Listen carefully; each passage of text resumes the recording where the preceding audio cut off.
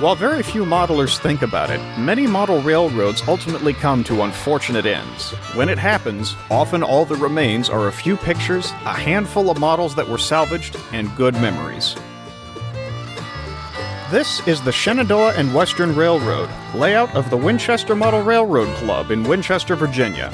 I was an active member of the club from late 2017 until the spring of 2019. I've gone back into my old memory cards and pulled as much video of the Shenandoah and Western as I could find. Today, I'm going to take you on a tour of a lost layout. I will also recall what led to its demise and what the club has been up to since.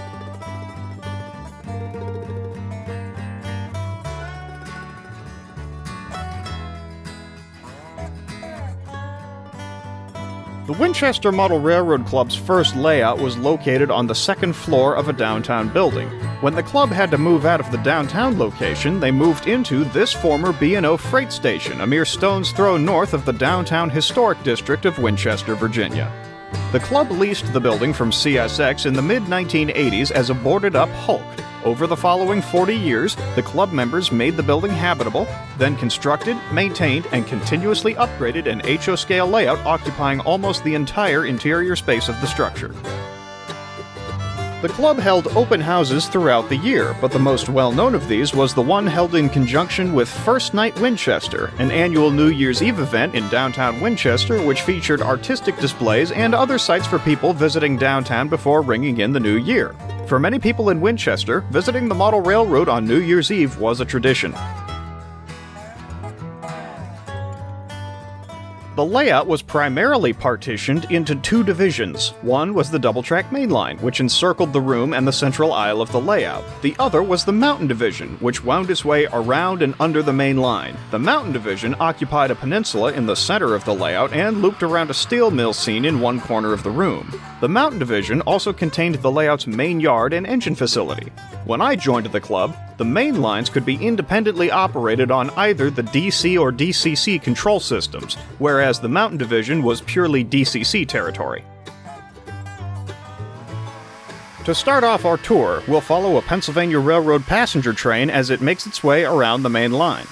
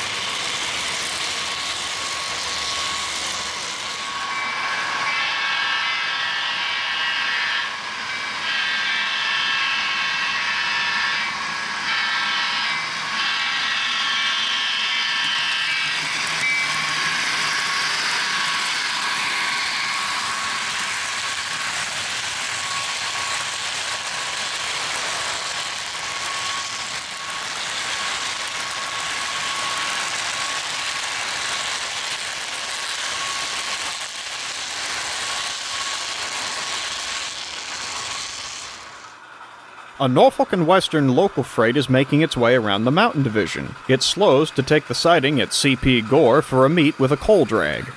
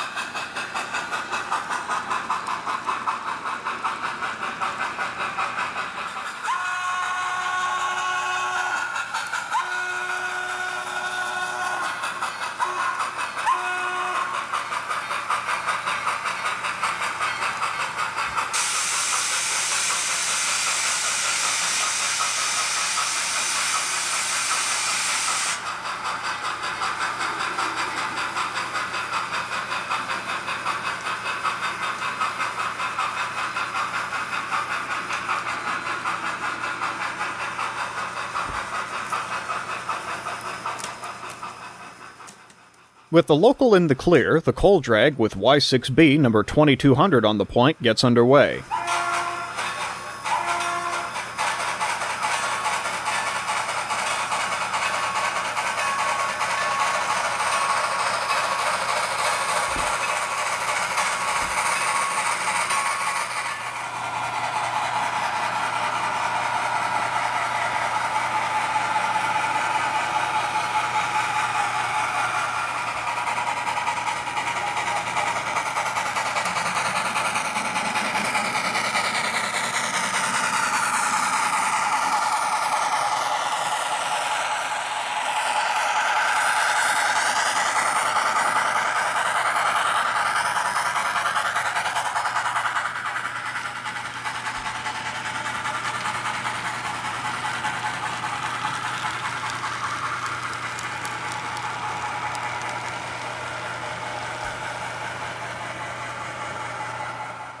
The local freight passes CP Hayfield and continues on to its next customer.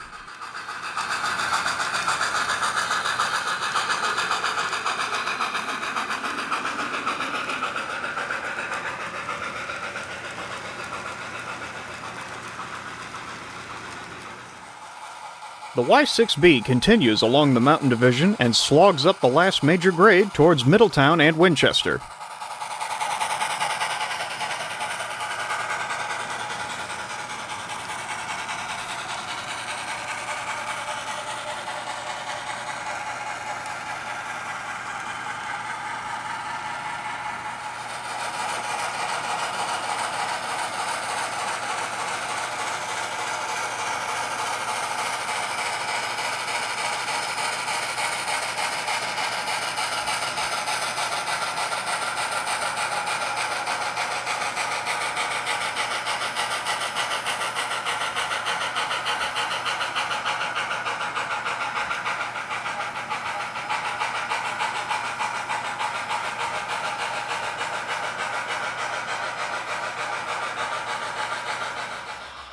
CSX AC6000 number 638 leads a mixed freight around the main line.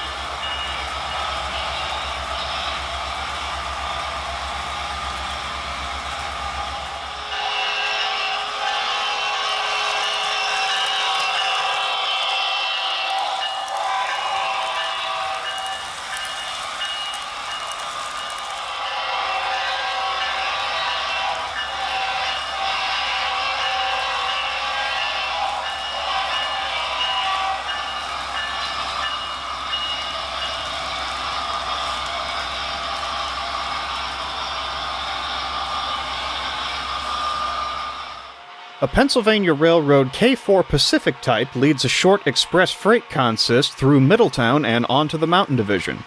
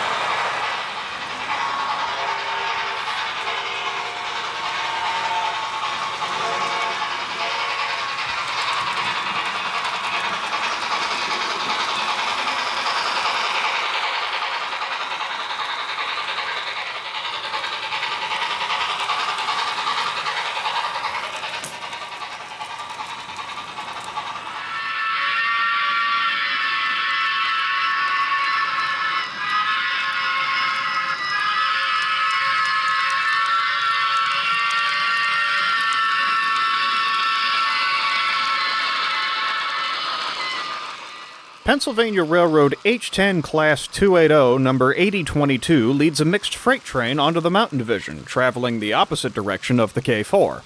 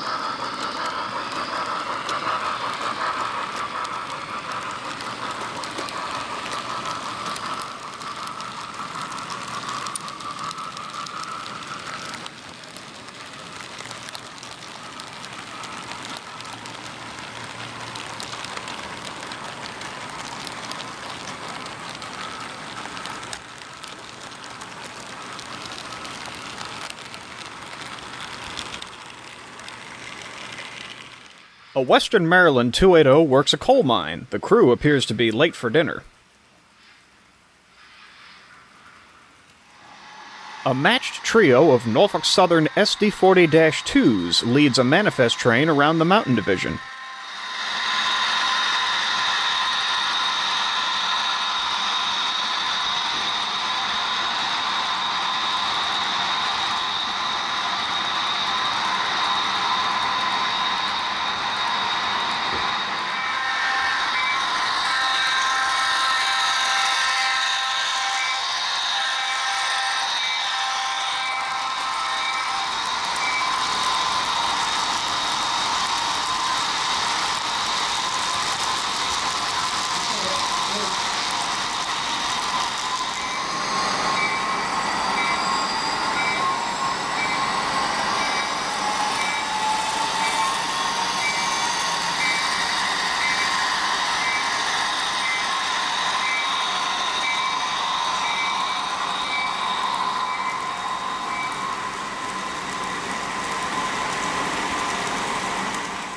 The train slows to restricted speed so as to safely pass a work crew repairing a switch.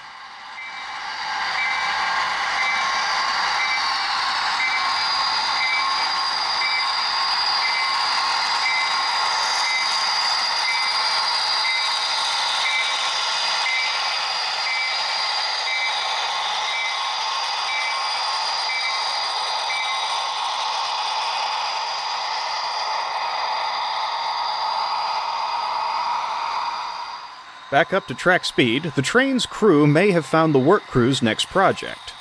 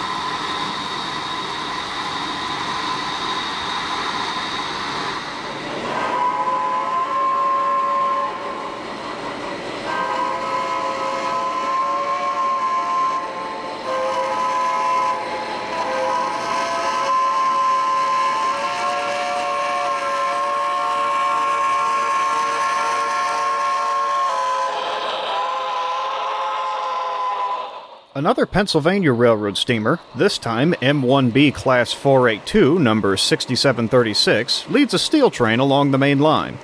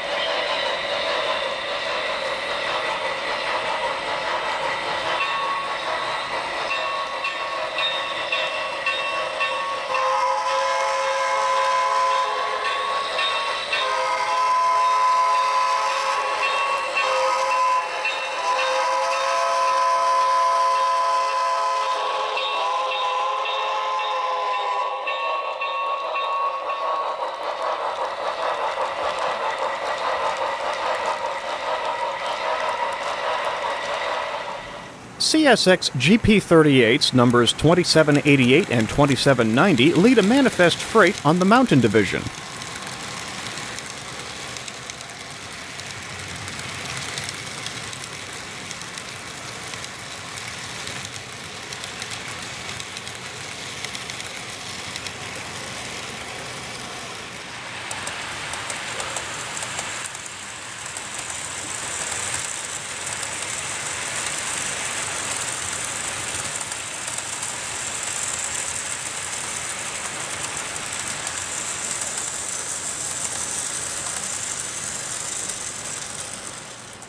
The manifest passes Dawson Steel before assaulting the last hill the train will encounter on its run.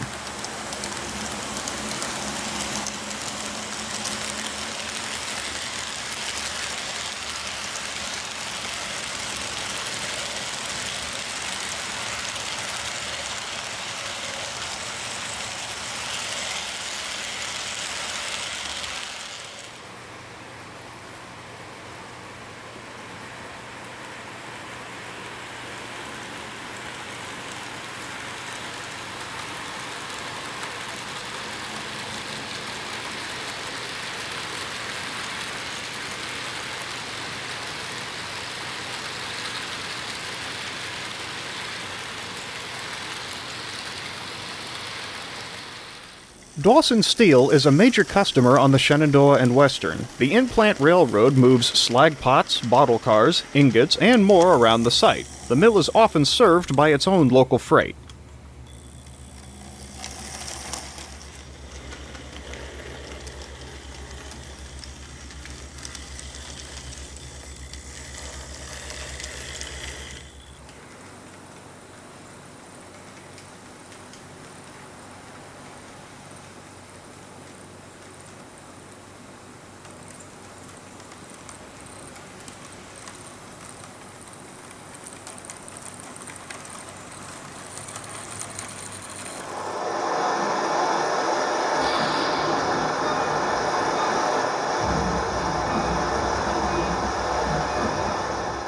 In between trains, a thunderstorm rolls through the area. The large smokestack of the locomotive works seems to be acting as a giant lightning rod.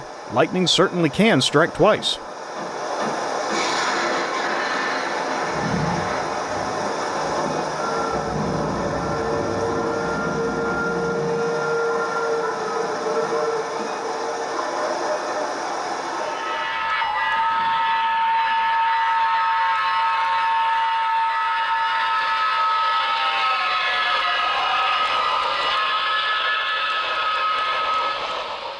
A pair of Pennsylvania Railroad H-10-280s double-head a long freight train along the Mountain Division.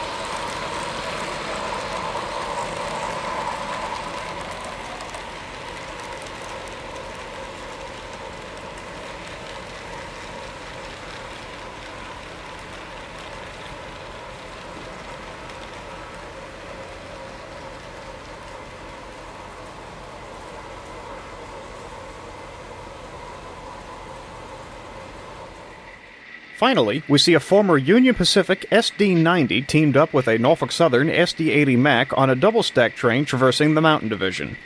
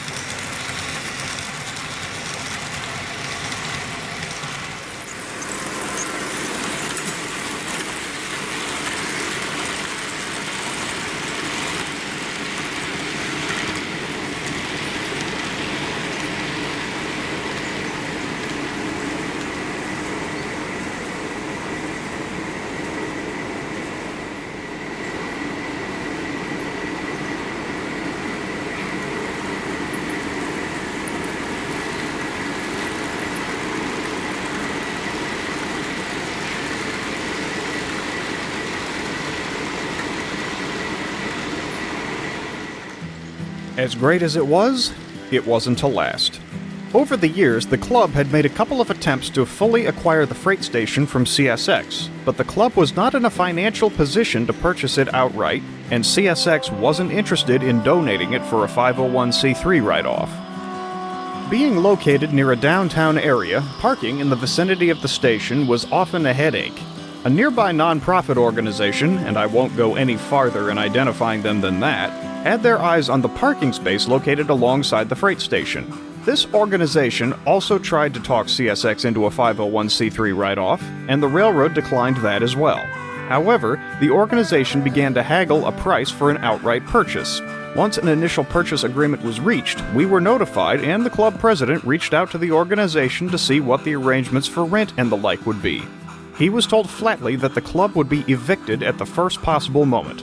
The woman running the organization would not entertain any other possibilities. She wanted the building itself for storage.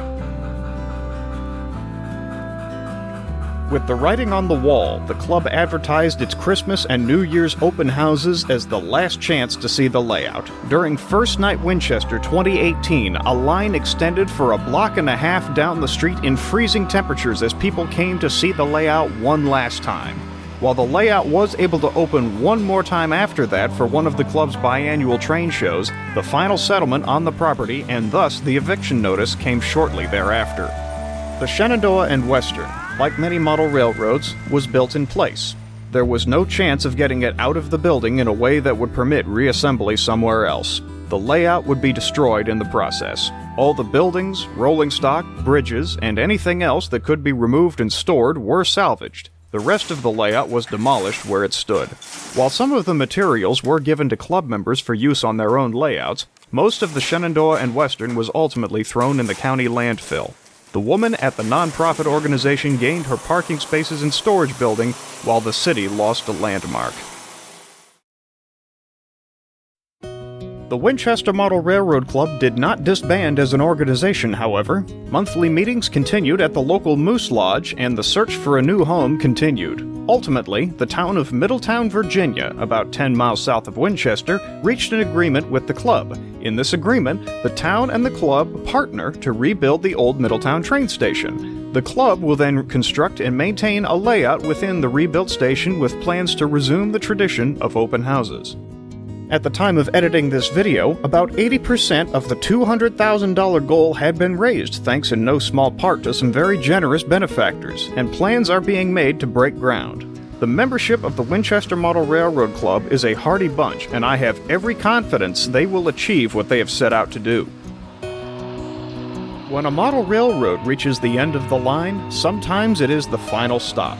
Other times, it's only a change of trains to continue on to a new destination.